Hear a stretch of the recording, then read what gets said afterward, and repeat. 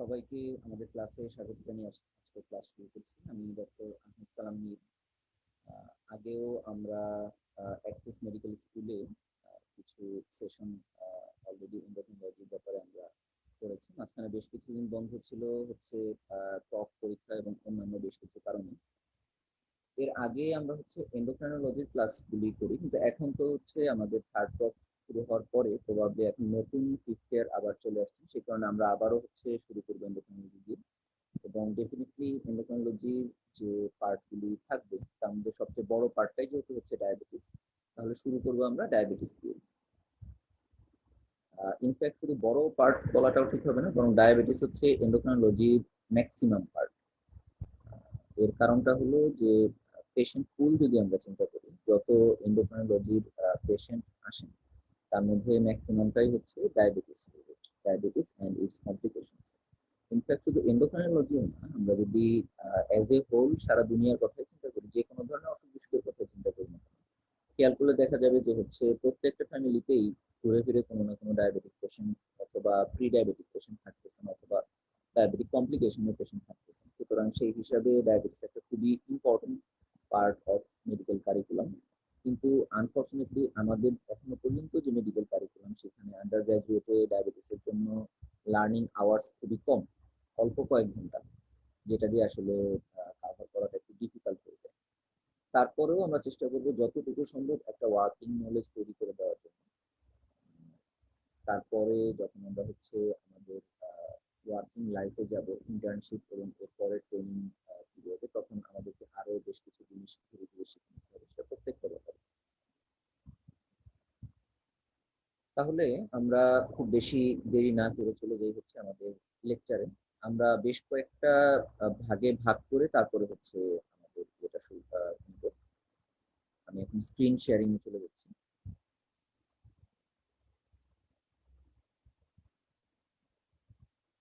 আচ্ছা, তাহলে আজকে আমাদের যতটুকু আমরা টাচ করার চেষ্টা করব সেটা হচ্ছে ডায়াবেটিস মেলাইটাসের definition, classification, diagnosis, clinical features এবং প্যাথোজেনেসিস, যতটুকু পারা যায়।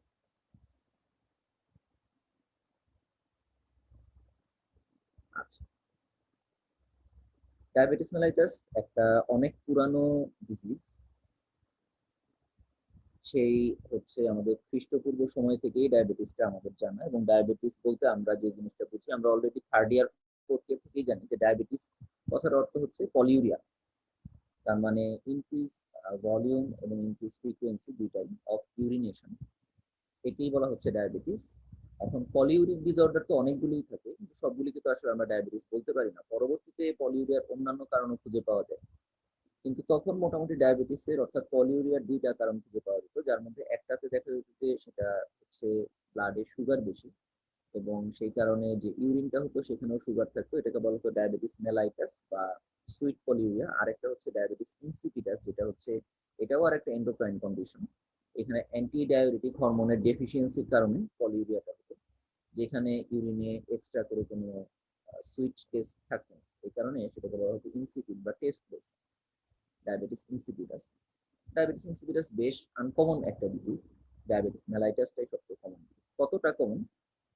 ডায়াবেটিস মেলাইটাস এতই কমন একটা ডিজিজ, এখানে আমরা দেখতে পাচ্ছি এটা হলো 2019 সালের ইন্টারন্যাশনাল ডায়াবেটিস ফেডারেশনের যে ডেটা। 2019-এর পরে ওরা আসলে সেভাবে ইয়ে করতে পারে নাই, আমরা জানি মাঝখানে কোভিড সিচুয়েশন ইত্যাদি ইত্যাদি কারণে। তাহলে এখানে আমরা যেটা দেখতে পাচ্ছি যে সারা দুনিয়ায় যত মানুষ আছে, অ্যারাউন্ড 463 মিলিয়ন মানুষের হচ্ছে ডায়াবেটিস। তার মানে প্রায় বলতে গেলে 46 কোটি। এটা হচ্ছে 2 বছর আগের ডেটা, তার মানে 2 বছর পরে এতদিনে কি অবস্থা হচ্ছে সেটা আমরা জানি। এবং মোটামুটি ভাবে এখনকার ট্রেন্ড যদি পারসিস্ট করে, তাহলে বলা হচ্ছে যে 2045 সালের দিকে গিয়ে এটা প্রায় 51%, তার মানে প্রায় ডাবল হয়ে যাবে। অ্যারাউন্ড 700 মিলিয়ন অ্যাডাল্ট তখন হচ্ছে ডায়াবেটিসে ভুগবে সারা দুনিয়াতে। খুবই অ্যালার্মিং একটা সিচুয়েশন। এবং সবচেয়ে ইম্পর্টেন্ট কথা হচ্ছে এখনকার দিনে শুধুমাত্র যে হচ্ছে আমাদের এই ওয়েস্টার্ন কান্ট্রিগুলিতে ডায়াবেটিস হচ্ছে এই জিনিসটা কিন্তু তা না, বরং এখন কিন্তু জিনিসটা উল্টাই গেছে। ইন্টারন্যাশনাল ডায়াবেটিক ফেডারেশন, এই টার্মগুলি প্রায় আসবে, আইডিএফ, এডিএ। আমরা জানি যে বিভিন্ন ডিজিজ নিয়ে বিভিন্ন প্রফেশনাল বডি বা ইন্টারন্যাশনাল বডি কাজ করে। তো ডায়াবেটিস রিলেটেড যে এগুলি নিয়ে যে সোসাইটিগুলি ইন্টারন্যাশনালি রেকগনাইজ, তার মধ্যে দুইটা নিয়ে আমরা বেশি কথা বলি। একটা হচ্ছে ইন্টারন্যাশনাল ডায়াবেটিক ফেডারেশন, আর একটা হচ্ছে আমেরিকান ডায়াবেটিক অ্যাসোসিয়েশন, এডিএ। মাঝে মাঝেই আমাদের কথাগুলির মধ্যে ঘুরে ফিরে তাদের রেফারেন্স হয়তো আমাদের চলে আসে। তাহলে ইন্টারন্যাশনাল ডায়াবেটিস ফেডারেশনের 2019-এর এস্টিমেশন ওনারা বলতেছেন যে প্রতি 11 জনে একজন মানুষের ডায়াবেটিস আছে। খুব ইম্পর্টেন্ট একটা কথা, প্রতি 11 জনে একজনেরই ডায়াবেটিস আছে। এবং যেটা বলা হয় যে সারা দুনিয়াতে যত ডায়াবেটিসের আমরা হচ্ছে ডায়াগনোসিস করতেছি, যারা আমাদের কাছে আসে ডাক্তারের কাছে, খুঁজলে দেখা যাবে যে আরো ডাবল পরিমাণ মানুষের হচ্ছে আমরা এখন পর্যন্ত জানি না যে তাদের আসলে ডায়াবেটিস আছে। এই এস্টিমেশন ওনারা কেমন করে বের করলো সেটা অবশ্য আমি জানি না, যাই হোক, এটা স্ট্যাটিস্টিশিয়ানরা বলতে পারবে। যারটা জানি না তাকে আবার কেমন করে খুঁজে বের করলো। এখন যত মানুষের ডায়াবেটিস আছে তার মধ্যে 4 জনে 3 জনই হচ্ছে লো এবং মিডল ইনকাম কান্ট্রিতে থাকে। তাহলে দেখেন, আমাদের যেটা চিন্তা ছিল, আমাদের মনে হচ্ছিল যে ডায়াবেটিস বেশি হচ্ছে আমেরিকা, ইউরোপ এসব জায়গায় বেশি, কিন্তু দেখা যাচ্ছে ইউরোপ আমেরিকা তো হলো আমাদের লো এন্ড মিডল ইনকাম কান্ট্রি না, বরং আমরা এশিয়ান কান্ট্রি, আফ্রিকান কান্ট্রি যারা, তারা হচ্ছে লো এন্ড মিডল ইনকাম কান্ট্রি, এবং দেখা যাচ্ছে এইসব জায়গাতেই এখন ম্যাক্সিমাম ডায়াবেটিসের লোডটা বেশি। সারা দুনিয়ায় যত হেলথ এক্সপেন্ডিচার হয় তার মধ্যে 10%, 10 ভাগের 1 ভাগই হচ্ছে আমাদের ডায়াবেটিসের পিছনে খরচ হয়। সেই হিসাব করলে তাহলে তো বলতে হবে যে আমাদের মেডিকেল সায়েন্সের যে বই, তার মধ্যে 10 ভাগের 1 ভাগ পড়াই আমাদের ডায়াবেটিস নিয়ে পড়াশোনা করা উচিত। কিন্তু আবারও দেখা যাচ্ছে আনফর্চুনেটলি আমরা হচ্ছে অন্যান্য ডিজিজ নিয়ে যতটা পড়তেছি, ইভেন রেয়ার ডিজিজ নিয়ে যতটা আমরা পড়তেছি, আন্ডার গ্রাজুয়েটে ডায়াবেটিসের ব্যাপারে আমাদেরকে সেরকম এক্সপোজার দেওয়া হচ্ছে না। আচ্ছা, এর বাইরে অ্যাডাল্টের বাইরেও দেখা যাচ্ছে যে হচ্ছে চিলড্রেন এবং অ্যাডোলেসেন্ট যারা, তাদেরও টাইপ 1 ডায়াবেটিসের সংখ্যাটা প্রচুর।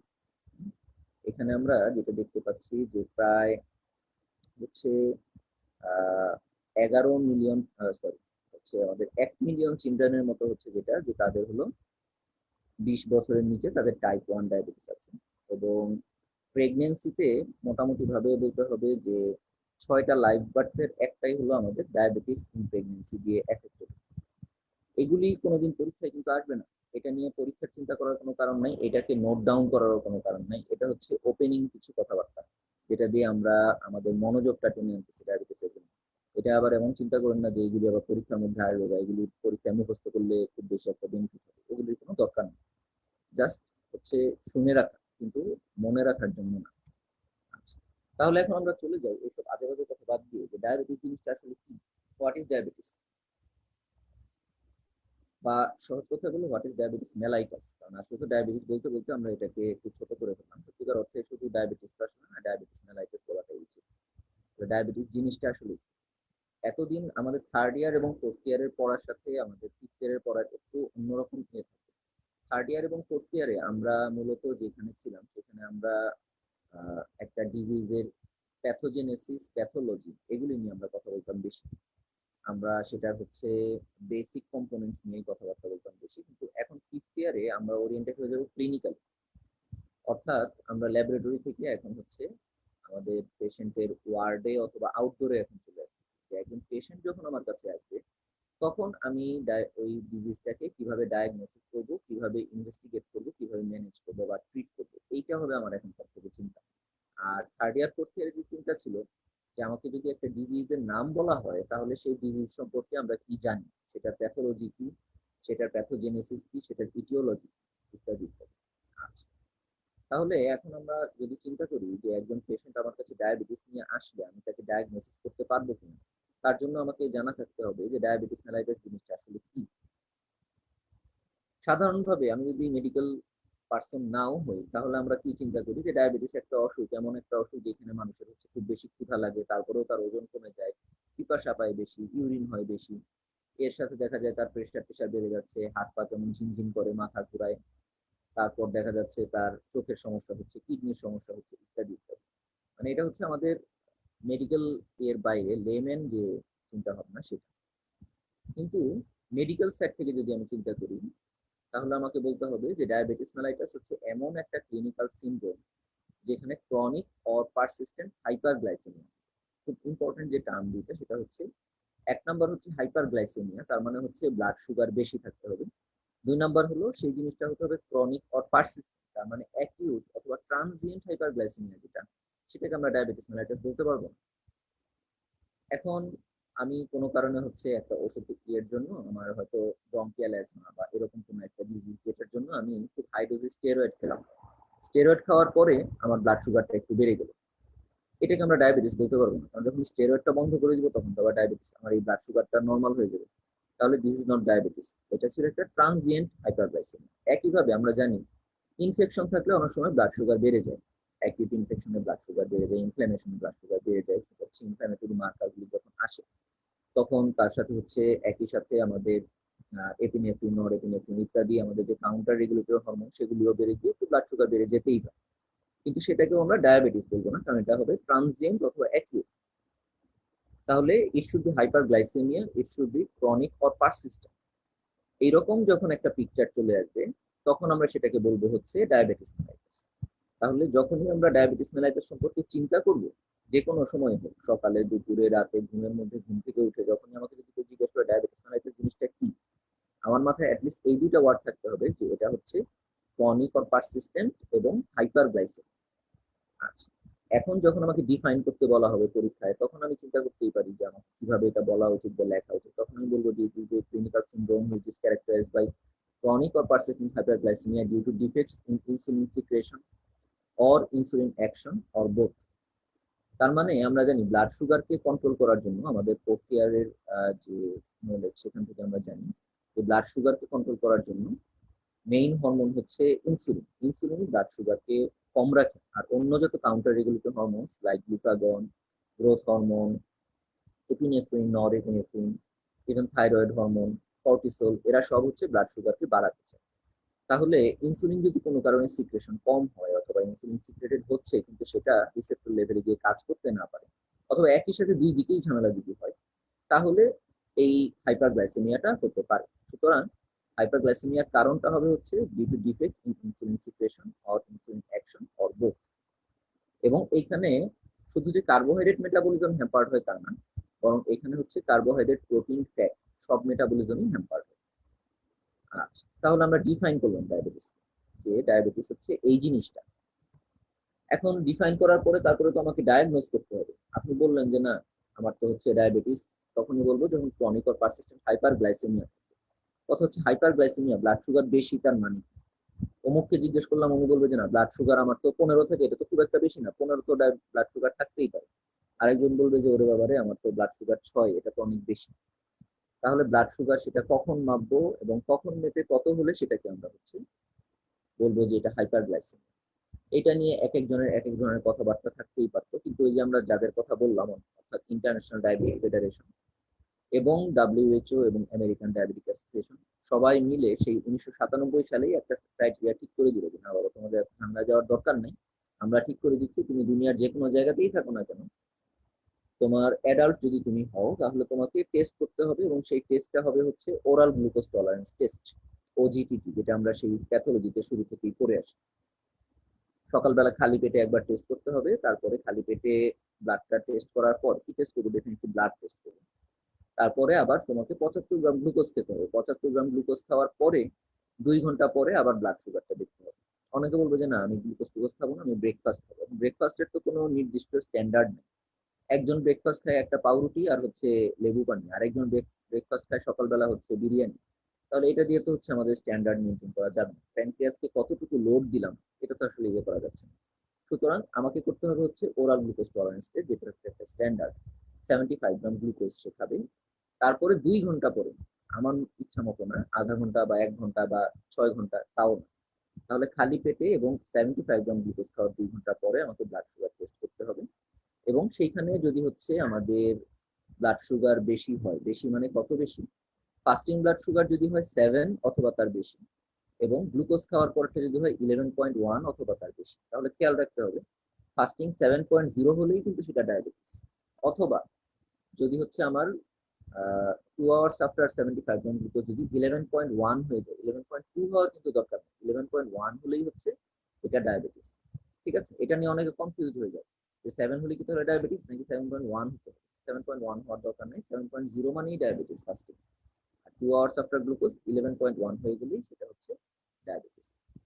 যদি একটু বর্ডার লাইন টেস্ট চলে আসে তাহলে সেই ক্ষেত্রে আমরা একবার টেস্ট না করে দুইবার টেস্ট করি, দ্বিতীয়বার টেস্ট করে কনফার্ম করুন। তাহলে মনে রাখার জন্য খুব সহজ হিসাব, 7 এবং 11, 7-11, 7-11 নামে চেইন শপ আছে বাইরের দোকানগুলিতে, এটার নাম মনে রাখতে পারলেও অসুবিধা নেই। আর যাদের ব্রেইন ভালো তারা তো এমনিতেই মনে রাখতে পারে। তাহলে ওরাল গ্লুকোজ টলারেন্স টেস্ট কিভাবে করব, কখন করব, কাকে করব? ওজিটিটি আমরা করব হচ্ছে কখন, যে কোনো সময় যদি আমার মনে হয় যে না এই পেশেন্টকে ডায়াবেটিসের ডায়াগনোসিস নিয়ে আমি এখনো সন্দিহান কোনো কারণে, তখনই আমি করব। আবার একজন পেশেন্টকে ফাস্টিং ব্লাড সুগার চেক করতে দিলাম, দেখা গেল সেটা হচ্ছে 6 থেকে 7-এর মধ্যে, তখন আমরা ওজিটিটি করতে দিয়ে থাকি। এটা কেন বলা হচ্ছে, অনেক সময় দেখা যায় যে ফাস্টিং ব্লাড সুগার করেই ফাস্টিং এ হচ্ছে 10-11 চলে আসলো, তাহলে তার আমার ওজিটিটি করার দরকার নেই। খালি পেটে গ্লুকোজ খেতে খুব বেশি একটা ভালো লাগে না, অনেকে বমি বমি চলে আসে। কিন্তু ফাস্টিং করে দেখলাম যে সেটা 6 থেকে 7-এর মধ্যে একটা মানে হচ্ছে আমাদের রেজাল্ট চলে আসলো, ব্যর্থবোধক রেজাল্ট চলে আসলো, তখন আমরা সেটাকে ওজিটিটি করে কনফার্ম করতে চাই। তাহলে সেটার জন্য কি প্রিপারেশন করতে হবে? প্রথম কথাই হচ্ছে unrestricted carbohydrate diet for 3 days। অনেকে যেটা করবে যে কালকে তো আপনার ডায়াবেটিস টেস্ট করবো, ঠিক আছে কালকে না, আমি তো 7 দিন পরে করি। এই 7 দিন ধরে উনি কি করে, একেবারে খাওয়া দাওয়া সবকিছু বাদ দিয়ে শুধু হচ্ছে শাক পাতা খেয়ে থাকে। তারপরে এসে দেখে এই যে দেখেন আমার তো ডায়াবেটিস নাই, আমার সুগার তো খুব ভালো। কিন্তু এইটা আসলে কিন্তু আমাদের অরিজিনাল পিকচারটা দিবে না।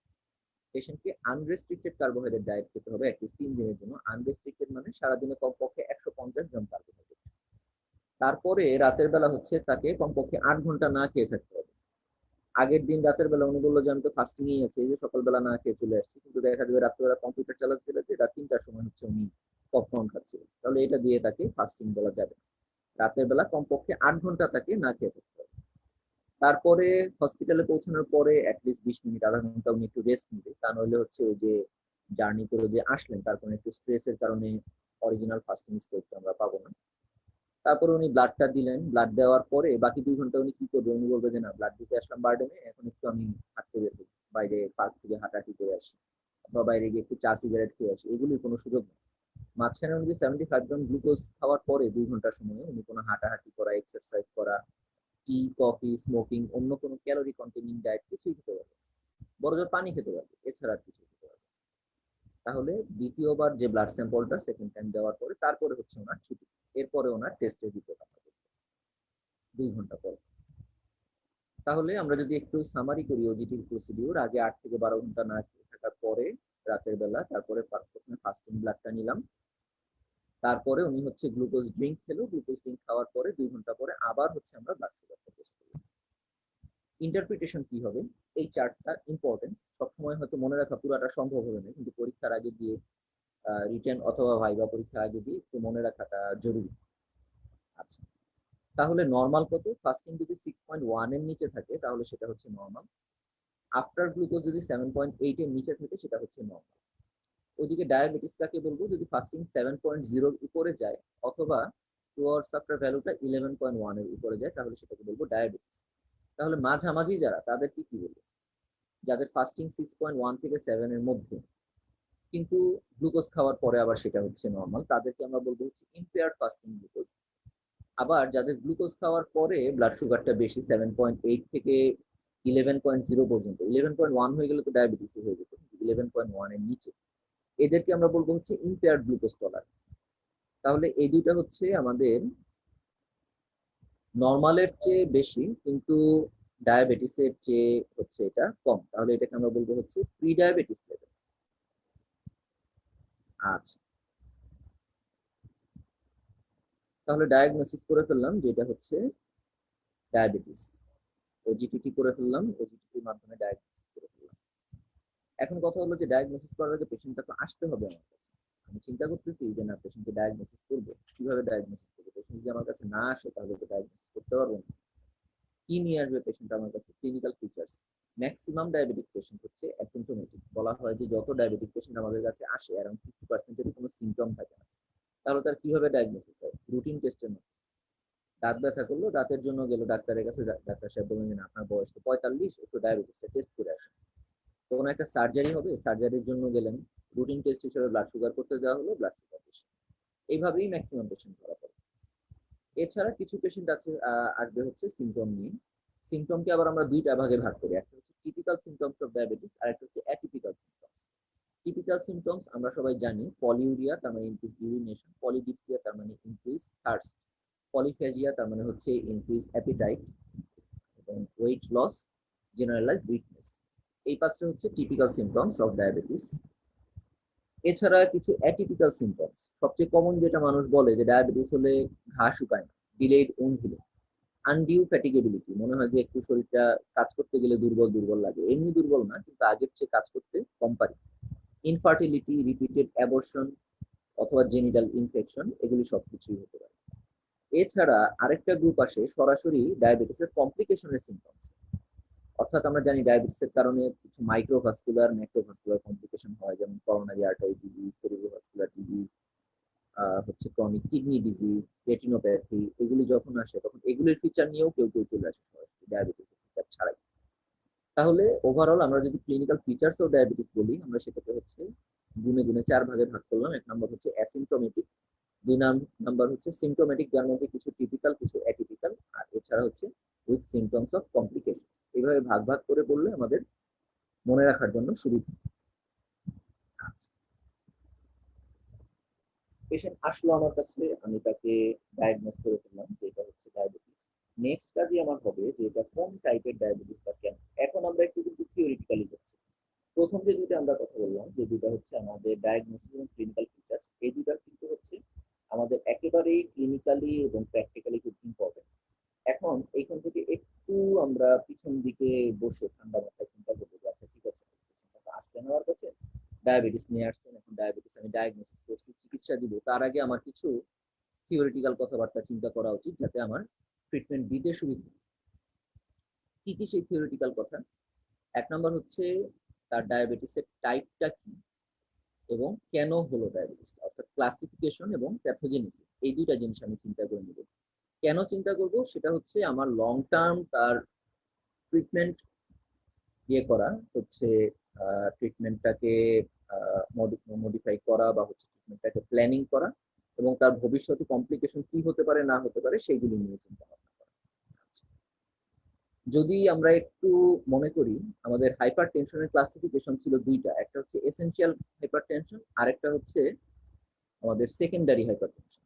একইভাবে এসেনশিয়াল মানে কি, যেটা আমরা কজ জানি, হাইপার টেনশনের কজ জানি, আর সেকেন্ডারি মানে হচ্ছে যখন আমরা জানি যে এই ডিজিজের কারণে হচ্ছে হাইপার টেনশন হচ্ছে, যেমন ক্রনিক কিডনি ডিজিজের কারণে, যেমন কিছু এন্ডোক্রাইন কজে, যেমন হচ্ছে কার্ডিয়াক কোনো কজে, ড্রাগের কারণে, ইত্যাদি ইত্যাদি।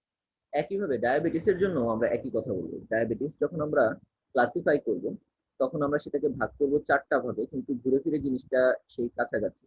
অর্থাৎ আমরা যেগুলির কজ জানি এবং যেগুলির কজ জানি, কজ জানি যেগুলিকে, সেগুলিকে আমরা বলবো সেকেন্ডারি ডায়াবেটিস অথবা আদার স্পেসিফিক টাইপস অফ ডায়াবেটিস, যেটা আমরা এখানে 3 নম্বরে দেখতে পাচ্ছি। আর বাকি যেগুলির কজ জানি না তাদেরকে আমরা আবার তাদের ইনসুলিন রেজিস্ট্যান্স নাকি ইনসুলিন সিক্রেটরি ডিফেক্ট, সেটার উপরে ভিত্তি করে দুই ভাগে ভাগ করি। একটা হচ্ছে টাইপ 1 ডায়াবেটিস আর একটা হচ্ছে টাইপ 2 ডায়াবেটিস। তবে এখানে একটা কথা হলো, কিছু ডায়াবেটিস আছে সেটা শুধুমাত্র প্রেগনেন্সিতে হয়, এদেরকে আমরা জেস্টেশনাল ডায়াবেটিস মেলাইটাস বলি, এবং এদেরকে আলাদাভাবে ক্লাসিফাই করি। আমরা জানি প্রেগনেন্সি ইনডিউসড হাইপার টেনশনও কিন্তু এরকম আলাদা একটা ক্লাসিফিকেশন আছে হাইপার টেনশনের মধ্যে। একইভাবে ডায়াবেটিসেও তাই, টাইপ 1 এবং টাইপ 2 ডায়াবেটিস যেগুলির কজ আমরা জানি না, সেকেন্ডারি ডায়াবেটিস যেগুলির কজ আমরা জানি, এবং প্রেগনেন্সি যখন হয়, শুধু আগে ছিল না, শুধু প্রেগনেন্সিতেই হলো, সেটাকে আমরা বলতেছি হলো জেস্টেশনাল ডায়াবেটিস মেলাইটাস। এই হচ্ছে ডায়াবেটিসের চারটা টাইপ। সেকেন্ডারি কজগুলি কি কি?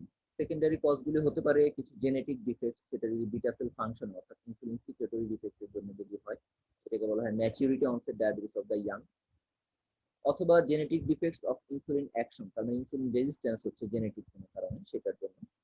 কিছু প্যানক্রিয়াটিক ডিজিজ লাইক প্যানক্রিয়াটাইটিস, এটা অ্যাকিউটে হবে না, ক্রনিক প্যানক্রিয়াটাইটিস, প্যানক্রিয়াটেক্টমি, নিওপ্লাস্টিক ডিজিজ তার মানে pancreatic carcinoma, cystic fibrosis, haemochromatosis যেখানে হচ্ছে আয়রন ওভারলোড হয় বডিতে, এবং ফাইব্রোক্যালকুলাস প্যানক্রিয়াটিক ডায়াবেটিস।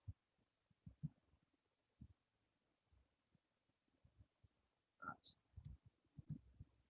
এন্ডোক্রাইন কারণ যেগুলিতে হচ্ছে আমাদের কাউন্টার রেগুলেটরি হরমোনগুলি এক্সেস হয়ে যায়, যেমন growth hormone excess like acromegaly, Cushing syndrome যখন গ্লুকোকর্টিকয়েড বেড়ে যায়, গ্লুকাগন যদি ইনক্রিজ হয়ে যায় যেটাকে আমরা বলবো গ্লুকাগনোমা, ফিওক্রোমোসাইটোমা এবং থাইরোটক্সিকোসিস।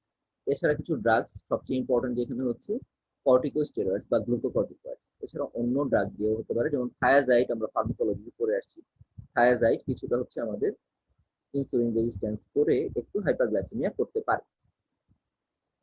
অন্য কিছু genetic syndrome like Down syndrome, Klinefelter syndrome, Turner syndrome এগুলোর জন্য হতে পারে। আমরা জানি ডাউন সিনড্রোম জিনিসটা কি, ট্রাইজোমি 21, তাই তো 21 নাম্বার ক্রোমোজোমটা এক্সট্রা থাকে। ক্লাইনফেল্টার সিনড্রোম আমরা এটাও জানি, এটা হচ্ছে ট্রাইজোমি এক্স। আচ্ছা, আর ইন এ মেল, ক্লাইনফেল্টার সিনড্রোম মেইলে যখন হচ্ছে এক্স ক্রোমোজোম, ওয়াই এর বাইরেও এক্স আরো দুইটা থাকতেছে, সেটা দুইটা বা তিনটাও থাকতে পারে অনেক সময়, X X Y, X X X Y এরকম থাকতে পারে। টার্নার সিনড্রোমটা কি উল্টা, যেখানে হচ্ছে এক্স ও মনোসোমি এক্স, শুধু একটা এক্স ক্রোমোজোম থাকে কিন্তু কোনো ওয়াই বা আরেকটা এক্স কিছুই থাকে না, 45 এক্স ও ক্যারিওটাইপ নিয়ে চলে আসে। আচ্ছা, এছাড়া অন্য কিছু আছে যেমন ডিড মোড, প্রাইডিক্স, অ্যাডেক্সিয়া, মায়োটোনিক ডিস্ট্রফি, এগুলি মনে না রাখলেও চলবে, প্রথম তিনটা যদি একটু মনে থাকে তাহলে ভালো। তাহলে this are the causes of secondary diabetes. আচ্ছা, কেন হচ্ছে ডায়াবেটিস? ডায়াবেটিস হওয়ার কারণটা কি? আমরা জানি বডিতে সবসময় কিছু না কিছু পরিমাণে ইনসুলিন সিক্রেশন হচ্ছে, এবং ইনসুলিনের কাজ হচ্ছে ব্লাড থেকে গ্লুকোজটাকে লিভার অথবা মাসল অথবা ফ্যাটে ঢুকায় রাখার মাধ্যমে একটা continuous regular level blood sugar অর্থাৎ ব্লাড গ্লুকোজ লেভেল মেনটেন করা। এটা হচ্ছে ইনসুলিনের কাজ। এই জন্য সে দুইটা কাজ করে। এক নম্বর হচ্ছে যখন আমরা না খেয়ে থাকি তখন একটা continuous low level insulin secretion হয়, যেটাকে আমরা বলি হচ্ছে বেজাল ইনসুলিন সিক্রেশন। আমরা নিচে যে একটা হচ্ছে লাইন দেখতে পাচ্ছি সেটা। আর আমরা যে খাওয়া দাওয়া করি, মূলত তো আমরা 3 বেলা খাই ম্যাক্সিমাম ক্ষেত্রে, ব্রেকফাস্ট, লাঞ্চ এবং ডিনার। ওই সময় হঠাৎ করে যে ব্লাড সুগারটা বেড়ে যাবে, কেন বেড়ে যাবে? কারণ খাবার থেকে আমার গ্লুকোজটা অ্যাবজর্পশন হয়ে আসতেছে ব্লাডে। এইটাকে কাউন্টার অ্যাক্ট করার জন্য ওই সময় ইনসুলিনটাও হাই একটা পিক চলে আসে। এখানে আমাদের তিনটা পাহাড়ের মতো পিক দেখতে পাচ্ছি, এই তিনটা হচ্ছে ইনসুলিনের সেই তিনটা পিক। এটাকে বলা হয় বোলাস অথবা প্র্যান্ডিয়াল, মানে খাওয়ার পরে ইনসুলিন সিক্রেশনটা যখন হঠাৎ করে বেড়ে যাচ্ছে একসাথে। তাহলে এই দুইটা ভাবে আমার বডিতে ইনসুলিন সিক্রেশন হয় একটা নর্মাল মানুষের ক্ষেত্রে। কিন্তু ডায়াবেটিস যখন হয় তখন আইদার ইনসুলিন তৈরি হয় না ঠিক মতো, অথবা ইনসুলিন তার টার্গেট টিস্যুতে গিয়ে কাজ করতে পারে না। টাইপ 1 ডায়াবেটিসে যেটা হয়, এটা প্রিডমিনেন্টলি হচ্ছে আমাদের ইনসুলিন সিক্রেটরি ডিফেক্ট, অর্থাৎ ইনসুলিন তৈরি হচ্ছে না। ইনসুলিন কোথায় তৈরি হয়? প্যানক্রিয়াসে। প্যানক্রিয়াসে কোথায় তৈরি হয়? এক্সোক্রাইনে না এন্ডোক্রাইনে? ডেফিনেটলি এন্ডোক্রাইন প্যানক্রিয়াস থেকে তৈরি হয়, তার মানে হচ্ছে আইলেটস অফ ল্যাঙ্গারহ্যান্স থেকে। আইলেটসে তো আমরা জানি 4 ধরনের সেল থেকে, আলফা, বিটা, ডেল্টা এবং এফ অথবা পিপি সেল। সেখানে কোনটা থেকে তৈরি হচ্ছে? Beta sell. টাইপ 1 ডায়াবেটিস মানে হচ্ছে তাদের ক্ষেত্রে দেখা যায় সিলেক্টিভলি বিটা সেলটা নষ্ট হয়ে যাচ্ছে। তার সারা শরীরের অন্য সবকিছু ঠিক আছে, প্যানক্রিয়াসের অন্য জায়গাগুলিও ঠিক আছে, ইভেন আইলেটস এর মধ্যে আলফা সেল, ডেল্টা সেল এরাও ঠিক আছে, কিন্তু বিটা সেলগুলি কেন জানি নষ্ট হয়ে যাচ্ছে। কোনো কোনো ক্ষেত্রে এটা অটোইমিউন কজে হয়, যেমন রিউমাটয়েড আর্থ্রাইটিস বা অ্যাঙ্কাইলোজিং স্পন্ডাইলাইটিস, যেমন একটা অটোইমিউন ডিজিজ, ওইরকম অটোইমিউন ভাবে হয়। আবার অনেক ক্ষেত্রে আমরা কারণ জানি না, তখন আমরা বলি ইডিওপ্যাথিক। যাই হোক না কেন, এটা টাইপ 1 ডায়াবেটিস তখনই হবে যখন তাদের সিলেক্টিভ বিটা সেল ডিস্ট্রাকশন হয়ে তাদের ইনসুলিন সিক্রেটরি ডিফেক্ট হচ্ছে। এটার কারণ আমরা জানি না, আমরা আগেই বলছি আমরা তো এটার কারণ জানি না, কিন্তু এটার কিছু রিস্ক ফ্যাক্টর আমরা চিন্তা করি, যেমন কিছু modifiable risk factors like immunological কিছু কারণ, ইনক্লুডিং ভাইরাল ইনফেকশনস, মিজল, মাম্পস এবং কক্সাকি ভাইরাস। যদি অল্প বয়সে ইনফ্যান্টদেরকে যদি হচ্ছে গরুর দুধ খাওয়ানো হয় বেশি, তাহলে ওইখান থেকে কিছু অ্যান্টিজেনিক রিয়াকশনের মাধ্যমে, ক্রস রিয়াকশনের মাধ্যমে হয়। স্মোক মিট, কফি, গ্লুটেন এবং এক্সেস স্ট্রেস। এছাড়া জেনেটিক কিছু কারণ তো থাকে, এটা মডিফাইবল না, সুতরাং নন মডিফাইবল কজ। ম্যাক্সিমাম ক্ষেত্রেই কিছু অটো অ্যান্টিবডি এখানে তৈরি হয়, like islet cell auto antibody, insulin auto antibody, etcetera etcetera. এবং অন্য যে অটো ইমিউন ডিজিজ যেগুলি, সেগুলিতে আমরা জানি এইচএলএ। এইচএলএ মানে কি? হিউম্যান লিউকোসাইট অ্যান্টিজেন, যেটাকে এখন বলা হয় মেজর হিস্টো কম্প্যাটিবিলিটি কমপ্লেক্স, এমএইচসি। আমরা পড়ে আসছি অবশ্যই ইমিউনোলজি, এমএইচসি 1, এমএইচসি 2, তাই না? তাহলে আমরা ওইখানে এটাও করে আসছি যে অটোইমিউন ডিজিজ গুলিতে এমএইচসি কিছু চেঞ্জ চলে আসে, যেমন যাদের DR3, DR4 থাকে এই ছেলে, তাদের ক্ষেত্রে টাইপ 1 ডায়াবেটিস হওয়ার চান্সটা বেশি। এখানে হিউমোরাল এবং সেল মিডিয়েটেড, অর্থাৎ টি সেল এবং বি সেল রিলেটেড দুইটা ইমিউনোলজিক্যাল অ্যাক্টিভিটি কিন্তু পাওয়া যায়। আচ্ছা, আলটিমেটলি এর কারণে বিটা সেল ডিস্ট্রাকশন হচ্ছে এবং অ্যাবসলিউট ইনসুলিন ডেফিসিয়েন্সি হচ্ছে।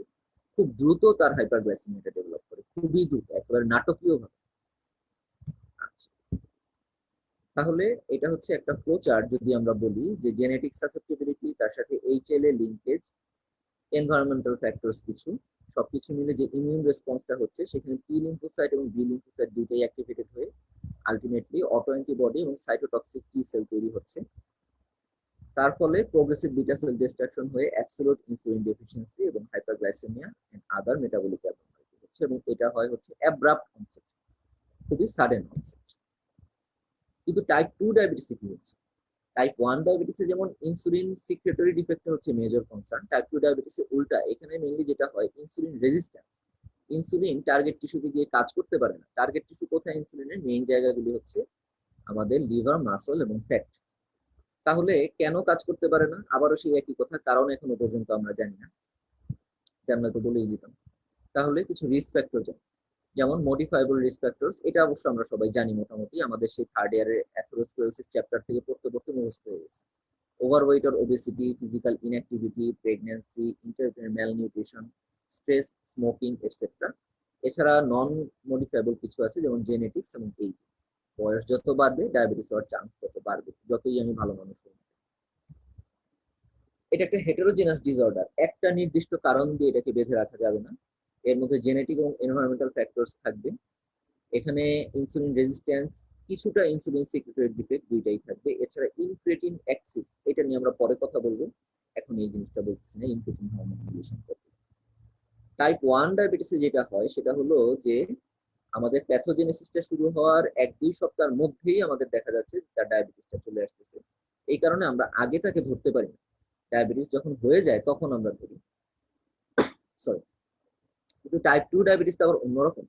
এখানে দেখা যায় খুব স্লোলি ডায়াবেটিসের প্যাথোজেনেসিসটা হয়, আস্তে আস্তে বছরের পর বছর ধরে তার প্রথমে হচ্ছে নর্মাল থেকে প্রি ডায়াবেটিস, 2-1 বছর প্রি ডায়াবেটিস থাকলো বা আরো বেশি থাকলো, তারপরে ডায়াবেটিস, তারপরে আস্তে আস্তে সেটার ইয়েটা বাড়তেছে, সিভিয়ারিটি বাড়তেছে। এই কারণে টাইপ 2 ডায়াবেটিসকে কিন্তু আমরা অনেক সময় প্রি ডায়াবেটিস লেভেলে, ডায়াবেটিস হওয়ার আগেই ধরে ফেলতে পারি, এবং তাদেরকে অ্যাপ্রোপ্রিয়েট লাইফস্টাইল মডিফিকেশন করে, এমনও হতে পারে তাদেরকে আমরা ডায়াবেটিস হতেই দিলাম না, তাদেরকে প্রিভেনশন করে ফেললাম ডায়াবেটিস। তাহলে এইটার একটা চান্স থাকে টাইপ 2 ডায়াবেটিস। টাইপ 1 ডায়াবেটিসে কিন্তু এইটার চান্সটা আসলে নাই। টাইপ 1 ডায়াবেটিস এমন সময় আসবে যে আপনাকে কোনো রকমে তখন ঘর সামলাইতেই ব্যস্ত হয়ে যেতে হবে, তখন আর প্রিভেনশন করার কোনো সুযোগ আপনি পাবেন না। আচ্ছা, এত বক বক করার পরে এখন বলবেন যে তাহলে টাইপ 1 টাইপ 2 ডায়াবেটিস পার্থক্য করবে কিভাবে? আপনি বলতেছেন যে insulin secretory defect, insulin resistance, এগুলো সব থিওরিটিক্যাল কথাবার্তা। বাস্তবে পেশেন্ট এসে আমার সামনে টেবিলের ওই পাশে বসে আছে, অথবা লং কেসে আমাকে দিয়ে দিল যে এটা হচ্ছে ডায়াবেটিসের একটা পেশেন্ট। তো আমি তাকে তখন কিভাবে বুঝবো যে টাইপ 1 না টাইপ 2? ইনসুলিন সিক্রেটরি ডিফেক্ট তার ব্লাড নিয়ে ল্যাবে মাপবো? এটা তো সম্ভব না। তাহলে আমরা কিছু ফেনোটিপিক্যাল, অর্থাৎ তার হচ্ছে ক্লিনিক্যাল ফিচার্স এবং কিছু ল্যাব ফিচার্স দেখে আমরা বলতে পারবো, বা অ্যাটলিস্ট অনুমান করতে পারবো যে এটা কি টাইপ 1 ডায়াবেটিস নাকি টাইপ 2 ডায়াবেটিস। আচ্ছা, সেগুলি কি কি হতে পারে? এটাও কিন্তু আমরা হচ্ছে সেই প্যাথোলজিতে পড়ে আসছি বারে বারেও, আবার এখানে একটু হচ্ছে মনে করে নেওয়া। 1 নম্বর হচ্ছে markers of beta cell destruction. একটু আগে আমরা কয়েকটা অ্যান্টিবডির কথা বললাম, যে insulin auto antibody, islet cell auto antibody, এগুলি যদি পজিটিভ থাকে তাহলে আমরা সেটাকে টাইপ 1 ডায়াবেটিস বলে ধরে নিতে পারবো, আর যদি নেগেটিভ থাকে তাহলে সেটাকে আমরা টাইপ 2 ডায়াবেটিস বলে ধরবো। আচ্ছা, ইউজুয়ালি টাইপ 1 ডায়াবেটিস হয় হচ্ছে ইয়াং, মোটামুটি ভাবে বলা হয় যে 30 ইয়ার্স এর নিচে যদি হয়, অনসেট শুরু হয়েছিল 30 ইয়ার্স এর নিচে, তাহলে টাইপ 1 হওয়ার চান্স বেশি। আর 30 ইয়ার্স এর উপরে যদি ডায়াবেটিসটা শুরু হয় তাহলে তার টাইপ 2 হওয়ার চান্স বেশি, তবে সবসময় কিন্তু সেটা হবে না। এখন আমরা অনেক পেশেন্ট পাচ্ছি, এখন তো আমরা হচ্ছে যেহেতু প্রচুর পরিমাণে ফাস্ট ফুড এবং জাঙ্ক ফুড খাই, এবং আমাদের হচ্ছে সেডেন্টারি লাইফস্টাইল বেশি, সারাদিন বসে বসে হচ্ছে আপনার মোবাইল টিপতে হয়। আগে তো তা হচ্ছে একটু কম্পিউটারে যাওয়ার জন্য টেবিলে গিয়ে বসার প্রয়োজন হতো, এখন তো সেটারও প্রয়োজন হয় না, মোবাইল হাতেই থাকে, সুতরাং আমাদের আরো বেশি সেডেন্টারি হয়ে যাচ্ছে। তাহলে এখন কিন্তু আমরা 30 ইয়ার্স এর আগেও কিছু টাইপ 2 ডায়াবেটিস পাই, তবে মোটামুটি একটা মনে রাখার জন্য যে যারা ইয়াঙ্গার পেশেন্ট তাদের জন্য টাইপ 1 হওয়ার চান্স বেশি, আর যারা একটু বয়স বেশি তাদের টাইপ 2 হওয়ার চান্সটা বেশি। টাইপ 1 ডায়াবেটিস ইউজুয়ালি তাদের বডি ওয়েট বা বডি হ্যাবিটাস হবে হচ্ছে নর্মাল টু ওয়েস্টেড, ঠিক থাকতে পারে। কিন্তু টাইপ 2 ডায়াবেটিস ইউজুয়ালি ওবিস অথবা ওভারওয়েট থাকে। আমরা বিএমআই সম্পর্কে জানি, তাই না?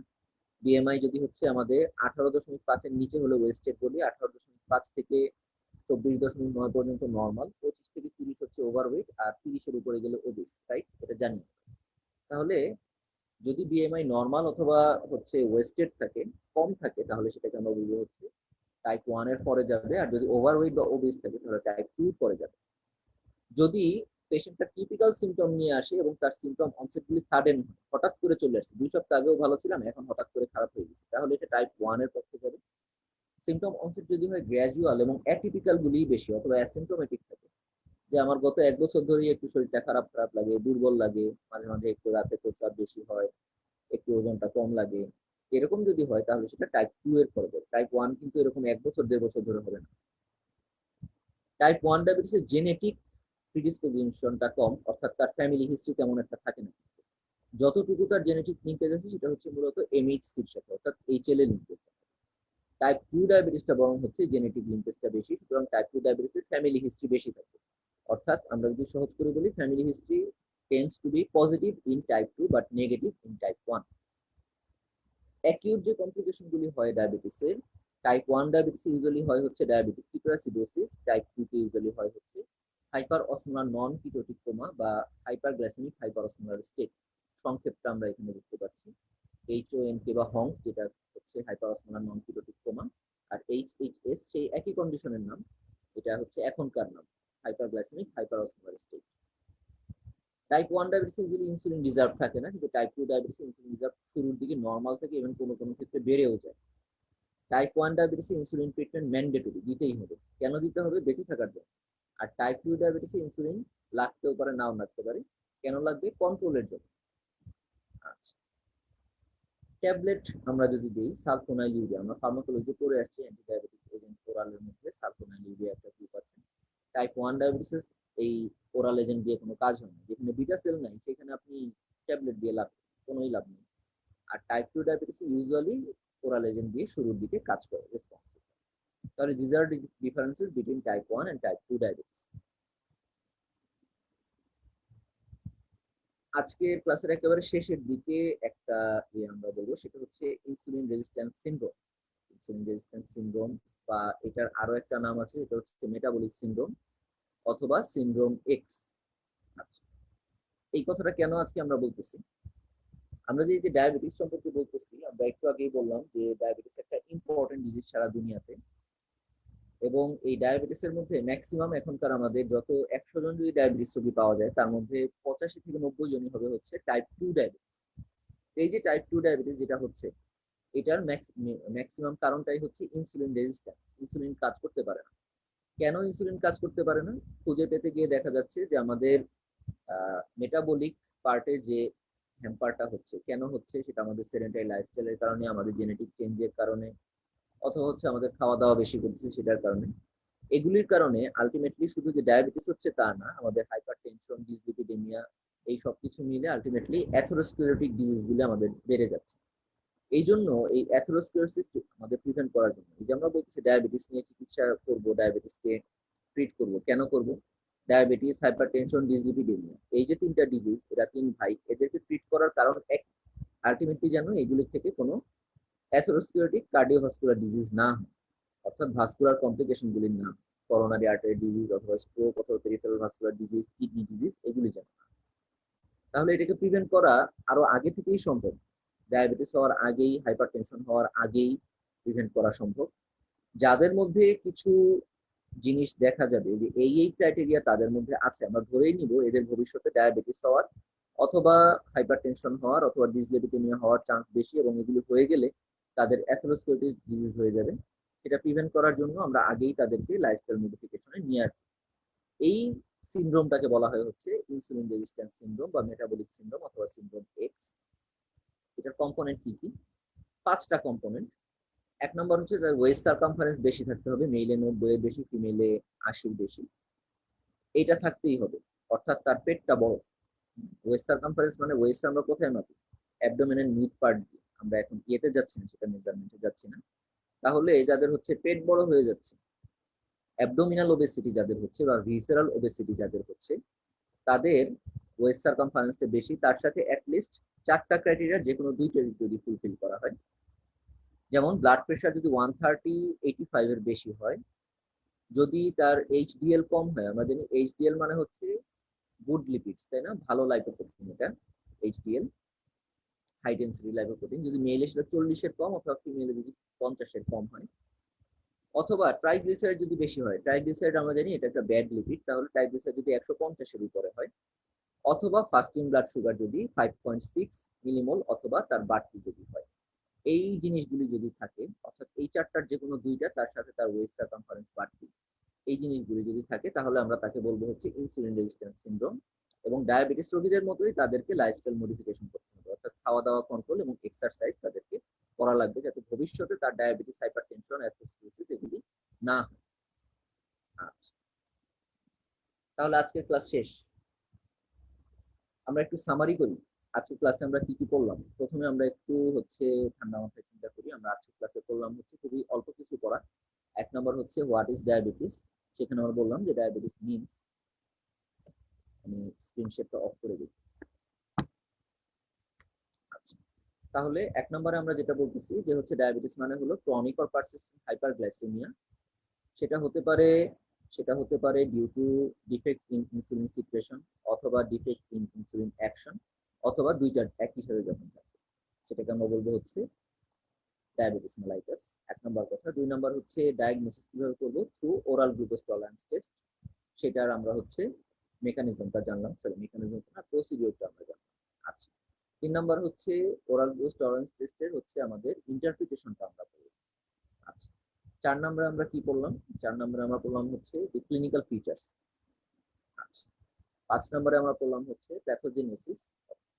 প্যাথোজেনেসিসের মধ্যে আমরা এখানে তার আগে ক্লাসিফিকেশন আমরা করে আসছি যে ডায়াবেটিসকে আমরা চার ভাগে ভাগ করতে পারি: টাইপ 1 ডায়াবেটিস, টাইপ 2 ডায়াবেটিস, আদার স্পেসিফিক টাইপস, এবং হচ্ছে জেস্টেশনাল ডায়াবেটিস। আচ্ছা, এবং লাস্টলি আমরা যেটা করলাম হচ্ছে প্যাথোজেনেসিস অফ টাইপ 1 এবং টাইপ 2 ডায়াবেটিস, এবং ইনসুলিন রেজিস্ট্যান্স সিনড্রোমটা আমরা টাইপ 2 ডায়াবেটিসের প্যাথোজেনেসিসের সাথে একই সাথে করে। আচ্ছা, এটা হচ্ছে আজকের ক্লাস থেকে আমাদের নলেজ নেওয়া হলো। এখন আমরা একটু আসি যে পরীক্ষার হিসাবে, পরীক্ষায় এই নলেজগুলি আমাদের কিভাবে কাজে লাগতে পারে। তাহলে প্রথমেই আমরা আগে একটু ভাইবা পরীক্ষার ব্যাপারেই বলবো, যে ভাইভাতে আমাদেরকে জিজ্ঞেস করতে পারে যে what is the defined diabetes, what is the definition of diabetes. তখন আমরা বলবো যে it is a clinical syndrome characterised by chronic or persistent hyperglycaemia due to defect in insulin secretion or insulin action or both. আচ্ছা, আমাকে জিজ্ঞেস করতে পারে যে তুমি কিভাবে একটা পেশেন্টের ডায়াবেটিস ডায়াগনোস করতে চাও। আমরা তখন বলবো স্যার আমরা ওরাল গ্লুকোজ টলারেন্স টেস্ট করতে চাই। কিভাবে করতে চাও জিনিসটা, আমরা বলবো যে হচ্ছে স্যার এটা আমরা করতে চাই এইভাবে যে আমরা পেশেন্টকে বলবো আপনি টেস্ট করার আগে অ্যাটলিস্ট 3 দিন আপনি পর্যাপ্ত পরিমাণে কার্বোহাইড্রেট খাবেন। টেস্ট করতে আসার আগের দিন রাতে অ্যাটলিস্ট 8 ঘন্টা আপনাকে না খেয়ে থাকতে হবে। সকালবেলা আপনি খালি পেটে এসে আপনি আধা ঘন্টা কমপক্ষে বসে থাকবেন ব্লাডটা দেওয়ার আগে, একটু রেস্ট নিয়ে নেবেন। তারপরে ফাস্টিং ব্লাড সুগার আপনি দিবেন। 75 গ্রাম গ্লুকোজ ড্রিঙ্ক আপনি খাবেন, পানির সাথে মিক্স করে ওনারা দিবে আপনাকে, আপনি সেটা খেয়ে ফেলবেন। তারপর আপনি 2 ঘন্টা রেস্ট নেবেন। 2 ঘন্টার মধ্যে কোনো ধরনের ক্যালোরি কন্টেইনিং ড্রিঙ্কস, টি, কফি, স্মোকিং, অন্য কোনো এক্সারসাইজ এগুলি করা যাবে না। 2 ঘন্টা পর আবার আপনি সেকেন্ড টাইম ব্লাড স্যাম্পলটা দিয়ে দেবেন। আচ্ছা, তাহলে এটা হচ্ছে ওজিটিটি প্রসিডিউর। আপনাকে জিজ্ঞেস করবে তখন যে হচ্ছে ওজিটিটি কত হলে আমি বলবো যে এটা ডায়াবেটিস, কত হলে বলবো এটা নর্মাল। তাহলে আমার জানা থাকবে সেই 7-11 এর কথা।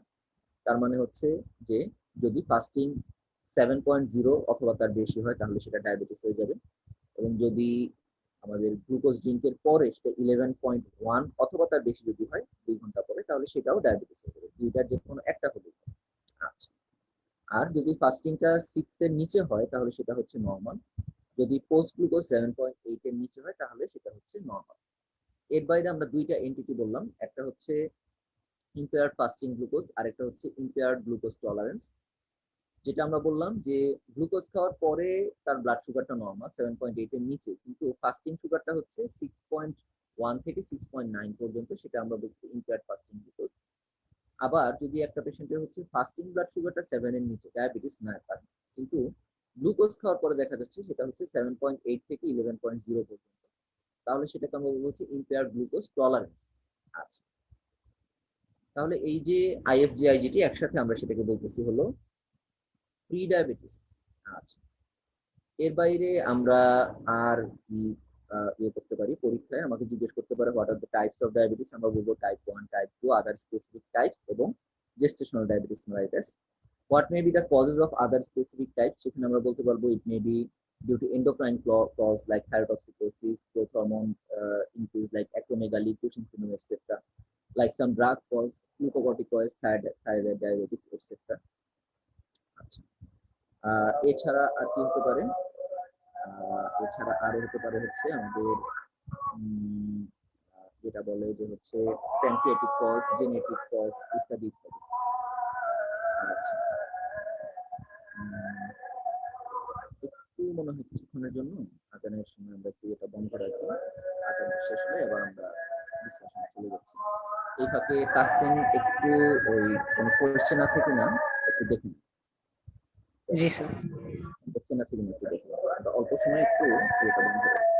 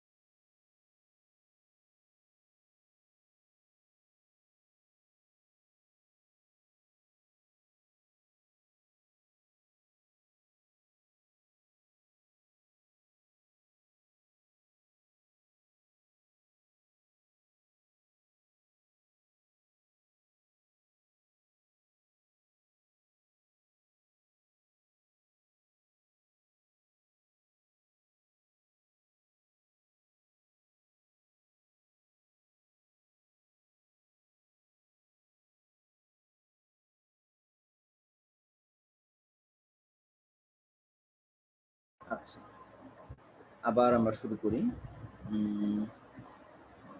আবার আমরা শুরু করে দিই তাহলে। কোথায় ছিলাম? তাহলে আমরা এখানে ছিলাম হচ্ছে যে ভাইভাতে কি কোয়েশ্চেন আসতে পারে সেটা নিয়ে আমরা একটু কথাবার্তা বলার চেষ্টা করতেছিলাম, যেখানে আমরা বললাম হচ্ছে ক্লাসিফিকেশনের কথা। আচ্ছা, এরপরে আর কি কোয়েশ্চেন এখানে জিজ্ঞেস করা হতে পারে? আচ্ছা, এখানে একটা ট্রিকি কোয়েশ্চেন আগে একটু বলেন। অনেক সময়ই কোয়েশ্চেন করা হয় যে হচ্ছে প্যানক্রিয়াটাইটিস অথবা প্যানক্রিয়াটেক্টমি এটা কি টাইপ 1 ডায়াবেটিস নাকি টাইপ 2 ডায়াবেটিস? আমরা সেই ট্র্যাপে পা দিয়ে বসে আমরা বলি যে স্যার এখানে তো হচ্ছে ইনসুলিন সিক্রেশন হয় না, প্যানক্রিয়াস তো নাই, এটা হচ্ছে টাইপ 1 ডায়াবেটিস। তখন স্যাররা আবার জিজ্ঞেস করে যে তাহলে টাইপ 2 না কেন, ইত্যাদি ইত্যাদি। আচ্ছা, এখানে যে ট্র্যাপটা সেটা হচ্ছে প্যানক্রিয়াটাইটিস বা প্যানক্রিয়াটেক্টমি এটা টাইপ 1 ও না, টাইপ 2 ও না, এটা হচ্ছে আদার স্পেসিফিক টাইপ। ঠিক আছে? পরীক্ষার সময় আমাদের অনেক সময় মনে থাকে না, আমাদের মনে হয় যে ডায়াবেটিসের টাইপ 2টাই, টাইপ 1 টাইপ 2, কিন্তু আসলে তো ক্লাসিফিকেশন হচ্ছে টোটাল 4টা: type 1, type 2, other specific type এবং জিডিএম। তাহলে জিডিএম, আদার স্পেসিফিক টাইপ এরা কিন্তু স্বতন্ত্র ক্লাসিফিকেশন, এদেরকে টাইপ 1 টাইপ 2 এর মধ্যে ঢুকানোর কোনো কিন্তু সুযোগ নেই। সুতরাং এই ধরনের ট্র্যাপে পা দেওয়া যাবে না। যখন এই ধরনের কোশ্চেন আসবে আপনি বলবেন যে না স্যার এটা আসলে টাইপ 1 টাইপ 2 না, এটা হচ্ছে আদার স্পেসিফিক টাইপসের মধ্যে। আচ্ছা, গেল এটা। নেক্সট কোয়েশ্চেন আসতে পারে যে হচ্ছে প্যাথোজেনেসিস নিয়ে। প্যাথোজেনেসিস থেকে ইউজুয়ালি ভাইভাতে খুব একটা বেশি কোয়েশ্চেন জিজ্ঞেস করা হয় না, জাস্ট এতটুকুই যে কোনটাতে ইনসুলিন সিক্রেটরি ডিফেক্টটা বেশি ইম্পর্টেন্ট আর কোনটাতে হচ্ছে আমাদের ইনসুলিন রেজিস্ট্যান্সটা বেশি ইম্পর্টেন্ট। তাহলে টাইপ 2-তে হচ্ছে ইনসুলিন রেজিস্ট্যান্স বেশি ইম্পর্টেন্ট, টাইপ 1-এ হচ্ছে ইনসুলিন সিক্রেটরি ডিফেক্টটা বেশি ইম্পর্টেন্ট। আচ্ছা, এবং আমাদের চলে আসতে পারে হচ্ছে যে কিভাবে আমরা টাইপ 1 এবং টাইপ 2 ডায়াবেটিসকে ডিফারেন্সিয়েট করব ক্লিনিক্যালি।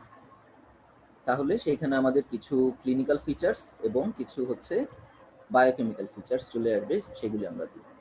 আচ্ছা, এখন রিটেন কোশ্চেনে আসি। রিটেন কোশ্চেন কিভাবে আসতে পারে এই টপিকগুলি থেকে আমরা একটু আগে যতটুকু শুনলাম কি কি আসতে পারে, আবারও সেই একই কথা যে আমাদের হচ্ছে ডিফাইন ডায়াবেটিস আসতে পারে, আমরা জানি কিভাবে। How will you perform OGTT in a diabetic patient চলে আসতে পারে সেটা। How will you interpret OGTT চলে আসতে পারে, আমরা অলরেডি এই জিনিসগুলি এখন পারবো মোটামুটি ভাবে। আচ্ছা, তারপর হচ্ছে ক্লাসিফাই ডায়াবেটিস মেলাইটাস। ইউজুয়ালি এই কোশ্চেনগুলি এখন তেমন একটা আসে না, কারণ ক্লাসিফিকেশনটা হচ্ছে একটা যেটা আমরা একটু আগেই বললাম, এটা মূলত একটা বেসিক বা থিওরিটিক্যাল ব্যাপার নিয়ে বেশি ইম্পর্টেন্ট। এটা আমাদের ফোর্থ ইয়ারে ইম্পর্টেন্ট ছিল বেশি, কিন্তু ফিফথ ইয়ারে এসে ক্লিনিক্যাল ওরিয়েন্টেড কথাগুলি বেশি চলে আসে। একইভাবে প্যাথোজেনেসিস থেকে ইউজুয়ালি কোশ্চেন আসে না পরীক্ষাতে। আচ্ছা, কিন্তু রিটেন কোশ্চেন চলে আসতে পারে যে differentiate between type 1 and type 2 diabetes. How will you differentiate between clinically and biochemically between type 1 and type 2 diabetes, এইটা চলে আসতে পারে। আমরা সেই ডিফারেন্সটা একটু আগেই দেখে আসলাম। এবং লাস্টলি যেটা হচ্ছে যে আমাদের short note insulin resistance syndrome, অথবা শর্ট নোট মেটাবলিক সিনড্রোম, অথবা short note metabolic syndrome x, যেই তিন নামেই বলি না কেন একই জিনিস আলটিমেটলি। তাহলে যদি চলে আসে যে হোয়াট ইজ মেটাবলিক সিনড্রোম অথবা সিনড্রোম এক্স, তখন আমরা বলবো যে it is A constellation of science and symptoms which হচ্ছে, শুধু সাইন অ্যান্ড সিমটম বললে ভুল হবে, যে হচ্ছে constellation of some clinical and biochemical features which predisposes to future diabetes or hypertension or dyslipidemia and atherosclerotic diseases. এটা just একটা হচ্ছে আমাদের বলার মতো, বলার জন্য একটা ডেফিনিশন। সত্যিকার অর্থে এটার কোনো স্ট্রাকচার ডেফিনিশন না, বরং হচ্ছে ক্রাইটেরিয়া। তাহলে হোয়াট আর দ্য ক্রাইটেরিয়া সেটা আমরা নিচে লিখবো যে the if a patient fulfills the following criteria then he or she will be said to have metabolic syndrome. আচ্ছা, তাহলে ফিচারগুলি আমরা বললাম যে ওয়েস্ট সারকামফারেন্স বেশি থাকতে হবে, waist circumference more than 90 centimetre in male and more than 80 centimetre in female, plus any two of the following four. কি কি সেটা? একটা হচ্ছে ব্লাড প্রেশার মোর দেন 130/85, একটা হচ্ছে fasting blood glucose more than 5.6, একটা হচ্ছে HDL less than 40 in male or less than 50 in female, আর একটা হচ্ছে triglyceride more than 150 milligram per decilitre in male or female, যেটাই। এই চারটার যে কোনো দুইটা যদি থাকে। আচ্ছা, তাহলে এটা ম্যানেজমেন্ট কি হবে? ম্যানেজমেন্ট হচ্ছে লাইফস্টাইল মডিফিকেশন, অর্থাৎ ডায়েট কন্ট্রোল অ্যান্ড এক্সারসাইজ। ঠিক আছে। আচ্ছা, আর এখান থেকে কমপ্লিকেশন কি হতে পারে? এখান থেকে কমপ্লিকেশন হচ্ছে অ্যাথেরোস্ক্লেরোটিক ডিজিজ, ডায়াবেটিস, হাইপারটেনশন ইত্যাদি। there is increased risk of diabetes mellitus, hypertension, dyslipidemia and atherosclerosis in future. ঠিক আছে। তাহলে এইভাবে আমরা এই শর্ট নোটটাকে লিখে ফেলতে পারবো। তাহলে এই হচ্ছে আজকের ক্লাস নিয়ে আমার কথা। এখন আমাদের এখানে কোনো কোয়েশ্চেন আছে কিনা আমি একটু একটু কমেন্টগুলি দেখি। তাহসিন কি এখান স্যার থেকে কোয়েশ্চেন খুঁজে পাইছেন? হ্যাঁ, একটু বলেন দেখি আমাকে। স্যার একটা মাত্র কোশ্চেনই পেয়েছি, সেটা হচ্ছে ঋতু সাহা নামে একজন কোশ্চেন করেছে। সেটা হচ্ছে ওজিটিটি এর ইন্টারপ্রিটেশনটা উনি একবার জানতে চেয়েছে আর কি, ওজিটিটি আরেকবার যদি। ইন্টারপ্রিটেশনটা রাইট, আমিও এখানে দেখতে পাচ্ছি বোধহয় ঋতু সাহা কমেন্ট করছেন যে হচ্ছে ওজিটিটি ইন্টারপ্রিটেশনটা আবার একটু বলার জন্য। জি আমার স্যার। মনে হয় আমরা এই জিনিসটাকে আবার হচ্ছে একটু স্ক্রিন শেয়ার করে আমি প্রেজেন্টেশনটাই একটু দেখাই ফেলি আমাদের ওজিটিটির।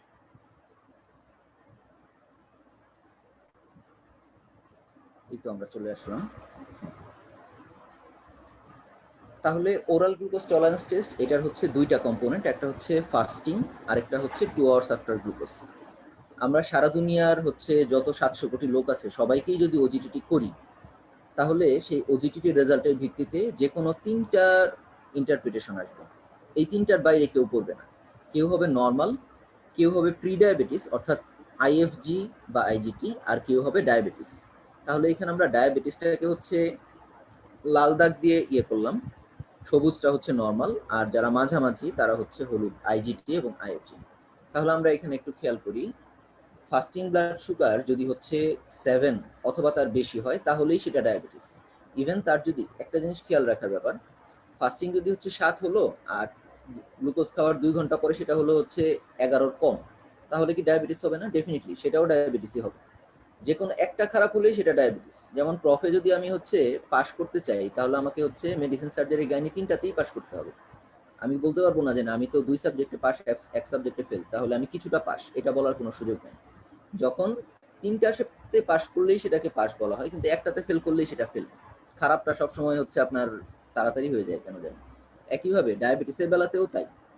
ভালো হওয়ার জন্য অর্থাৎ নর্মাল হওয়ার জন্য আমার দুইটা লেভেলই নর্মাল থাকতে হবে, অর্থাৎ ফাস্টিং 6.1 এর নিচে থাকতে হবে, আবার পোস্ট গ্লুকোজও 7.8 এর নিচে থাকতে হবে। দুইটাই নর্মাল হলে সেটাকে আমি নর্মাল বলতে পারবো। কিন্তু একটাই যদি খারাপ হয়ে যায় তাহলেই সেটা হচ্ছে ডায়াবেটিস হয়ে যাচ্ছে, অর্থাৎ ফাস্টিং 7 এর উপরে অথবা পোস্ট গ্লুকোজ 11.1 এর উপরে যদি হয়, যে কোনো একটাই যদি ওইরকম হয়ে যায় তাহলেই সেটা হচ্ছে আমার ডায়াবেটিস চলে যাবে। এখন আমি যদি বলি যে না কই আমার গ্লুকোজ খাওয়ার পরে তো আসছে 15, কিন্তু ফাস্টিং তো হচ্ছে 5.6, যেটা তো নর্মাল লেভেলে, তাহলে তো আমি বলতে পারি যে এটা তো নর্মাল না, এটা মোটেও নর্মাল না, এটা ডায়াবেটিস হয়ে গেছে অলরেডি। আচ্ছা, তাহলে এখন কথা হলো যে যাদের হলো ফাস্টিং 7-এর উপরে 11-এর উপরে গেল, 7-11 হয়ে গেল, তাদেরকে তো বললাম ডায়াবেটিস। আবার যাদের নর্মাল 6-এর নিচে হলো ফাস্টিং আর 7.8-এর নিচে হলো হচ্ছে পোস্ট গ্লুকোজ, তাদেরকেও বললাম যে নর্মাল। কিন্তু কিছু লোক তো মাঝামাঝি থাকবেই, তাই না? ওই যে কিছু লোক থাকবে যে হচ্ছে অর্ধেক পানিতে আর অর্ধেক মাটিতে পড়বেই, তখন সেটা কুমির হবে নাকি বাঘ হবে সেটা নিয়ে আমাদের চিন্তা করতে হবে। কিন্তু আমরা সেই ধরনের কোনো সন্দেহের অবকাশ রাখবো না, আমরা বলবো যে না মাঝামাঝি একটা জিনিস আছে, আসলেই আছে, গ্রে জোন, সেটাকে আমরা বলি হচ্ছে প্রি ডায়াবেটিস লেভেল। এটাকেও আমরা দুইটা ভাগে ভাগ করছি, যে এখানে সমস্যাটা কোথায়, সমস্যাটা কি ফাস্টিং গ্লুকোজে নাকি সমস্যাটা হচ্ছে গ্লুকোজ খাওয়ার পরে, যেটা অর্থাৎ ওরাল গ্লুকোজ টলারেন্স টেস্ট করার পরে, কোনটা? তাহলে তার গ্লুকোজ খাওয়ার পরের লেভেলটা নর্মাল 7.8 এর নিচে, কিন্তু ফাস্টিং ব্লাড গ্লুকোজ হচ্ছে 6.1 থেকে 6.9 এর মধ্যে, এদেরকে আমরা বলবো হচ্ছে ইম্পেয়ার্ড ফাস্টিং গ্লুকোজ। আবার যদি এমন হয় যে তার ফাস্টিং ব্লাড সুগারটা ডায়াবেটিস লেভেলের কম, অর্থাৎ 7-এর নিচে, কিন্তু গ্লুকোজ খাওয়ার পরেরটা 7.8 থেকে 11 এর মধ্যে, অর্থাৎ নর্মালও না আবার ডায়াবেটিসও না, তাদেরকে আমরা বলবো হচ্ছে ইম্পেয়ার্ড গ্লুকোজ টলারেন্স। তাহলে এইটা হচ্ছে আমাদের ওজিটিটির ইন্টারপ্রিটেশন। আচ্ছা, এবং খেয়াল রাখতে হবে যে যদি তার ডায়াবেটিসের লেভেল চলে আসে যে কোনো একটাতে, তাহলে অন্য বাদবাকিগুলির দিকে আমরা তাকাতে পারবো না। অর্থাৎ আমার মনে হতে পারে যে ফাস্টিং ব্লাড সুগার হচ্ছে 7.8, এটা তো ডায়াবেটিসের লেভেলে, কিন্তু গ্লুকোজ খাওয়ার পরে দেখা গেল সেটা হচ্ছে আমার এই আইজিটির যে লেভেলটা, অর্থাৎ 7.8 থেকে 11.0-র মধ্যে, তার মানে ধরলাম যে 10.8, আমি বললাম যে তাহলে তো এটা ডায়াবেটিস উইথ আইজিটি। না, সেটা হওয়ার কোনো সুযোগ নাই, ডায়াবেটিস মানে ডায়াবেটিসই হয়ে যাচ্ছে, তখন আর আমরা দ্বিতীয় অন্য কোনো দিকে তাকাবো না। একইভাবে যখন হচ্ছে একজন পেশেন্টের টোটালি নর্মাল থাকবে, খালি পেটে 6-এর নিচে খাওয়ার পরে 7.8-এর নিচে, সেটাকেও আমরা নর্মাল বলতে পারবো। মাঝামাঝি যখন কোনো ইয়ে আসবে, তখন আমরা চিন্তা করব এটা কি আইএফজি নাকি আইজিটি। যদি তার গ্লুকোজ খাওয়ার পরের লেভেলটা নর্মাল হয় কিন্তু ফাস্টিংটা একটু বেশি থাকে, সেটাকে আমরা বলবো হচ্ছে আইএফজি। আর যদি গ্লুকোজ খাওয়ার পরেরটা 7.8 থেকে 11-র মধ্যে হয়, তাহলে সেটাকে আমরা বলবো হচ্ছে আইজিটি। ঠিক আছে? আচ্ছা, আমার মনে হয় ঋতু এটা বুঝছেন কিনা, যদি এরপরেও কোনো কোয়েশ্চেন থাকে তাহলে সেটা আবার একটু ইয়েতে কমেন্টে দিয়ে দেওয়ার জন্য। আর কোনো কোয়েরি কি ছিল আমাদের? না স্যার, আর কোনো কোয়েশ্চেন আমরা আর পাইনি। কোনো কোয়েরি ছিল না? আচ্ছা, ঠিক আছে। আর কোনো কোয়েরি যদি না থাকে, আমাদেরও প্রেজেন্টেশন তো শেষ আর আমাদের ক্লাসের টাইমও প্রায় শেষ হয়ে যাচ্ছে। তাহলে নেক্সট ক্লাসে আমরা ইনশাল্লাহ সামনের সপ্তাহে আশা করি নেক্সট ক্লাসে আমরা আলাপ করব হচ্ছে পরের এইগুলো নিয়ে, অর্থাৎ হচ্ছে আমাদের ডায়াবেটিস মেলাইটাসের প্যাথোজেনিক্সের পরে যেগুলো আসবে যে কমপ্লিকেশনস, তারপরে আসবে হচ্ছে আমাদের ম্যানেজমেন্ট অফ ডায়াবেটিস মেলাইটাস এবং management of complications of diabetes mellitus. তাহলে সবচেয়ে ভালো হবে যদি এখন একটু সবাই আজকে গিয়ে ডায়াবেটিসের ইয়েটা বই থেকে একটু পড়ে ফেললে যতটুকু পারা যায়, এবং সামনের ক্লাসের আগে ডায়াবেটিসের কমপ্লিকেশন সম্পর্কে জাস্ট একটু বইটা পড়ে রাখলো। আর আজকের ক্লাসে এরপরেও যদি কারো কোনো কোয়েশ্চেন আসে তাহলে হচ্ছে সেটা কমেন্ট বক্সে লিখে রাখলে ভালো হবে। তাহলে সামনের ক্লাসে আমরা চেষ্টা করব আমাদের ক্লাস শুরু করার আগে অথবা পরে গিয়ে আমরা সেটাকে আনসারগুলি করে দেওয়ার জন্য। কারণ কোয়েশ্চেন অ্যান্সার না হলে আসলে আলটিমেটলি পড়া হবে না। পরীক্ষার এখানে মনে হবে যে না মোটামুটি সব বুঝে ফেলছি, সবকিছু জানি, বা সবকিছু না, ক্লাস তো খুব ভালো হলো, সুন্দর ক্লাস, সব করে ফেলছি, কিন্তু পরীক্ষার পর সময় গিয়ে দেখা যাবে যে আমার কথাটা মুখ দিয়ে বের হচ্ছে না, বা যখন একটা একটু প্যাচ লাগানো কোয়েশ্চেন চলে আসবে তখনই আর সেটা পারতেছি না। তাহলে কোয়েশ্চেন অ্যান্সারটা আমরা এনকারেজ করব। ঠিক আছে, তাহলে আমার মনে হয় আমরা আজকে এইখানেই শেষ করি। সবাইকে জি স্যার। শুভেচ্ছা জানাচ্ছি। আসসালামু আলাইকুম। আসসালামু আলাইকুম স্যার, অনেক ধন্যবাদ স্যার। Thank you. আল্লাহ হাফেজ স্যার।